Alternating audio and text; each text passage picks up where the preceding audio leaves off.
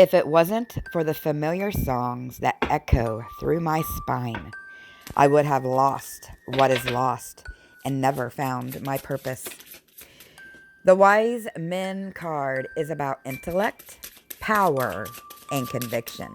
It correlates to Jesus, or Isa Lam, one of the wisest and most powerful sages of our time. Like the master went into the wilderness to work with spirit and his inner mother and inner father to balance his relationship with darkness and to bring himself ultimately closer to that God energy, his introspection, where he mastered augury or divination through nature, which is the God goddess energy, which many religions correlate to God. The three wise men, who were very powerful and descendants of a very special lineage of magi.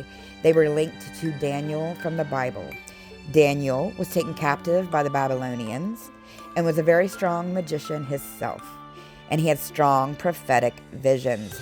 And the three wise men that he taught their ancestors, these three wise men were descendants from the ancestors that Daniel taught.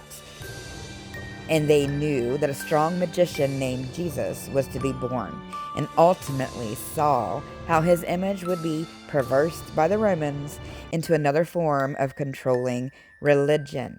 And the three gifts they gave him, gold, frankincense, and myrrh, FYI, frankincense and myrrh stink to high heavens. I work with it, and don't understand why they give that to baby Jesus, but side note, myrrh was used in burials to preserve bodies, and Jesus was buried with tons of it. But in this card, I see this as a battle of the kings, the Oak King and the Holly King. Jesus being the Oak King to be reborn when the sun returns on Yule. We receive clarity during the dark months leading up to Yule from Father Christmas, the Holly King, or as I like to see him, Odin or Huden. He rules the darkness and decides if we have been naughty or nice. Did we work with our demons during the waning part of the year and plant our seeds of rebirth? Or did we stay in a state of materialism and toxic positivity so our souls would be taken during his wild hunt to be punished? Not too much unlike the Krampus story. Before Christianity was nature, the ultimate religion, and the evergreen tree represents eternal life. Time is an illusion.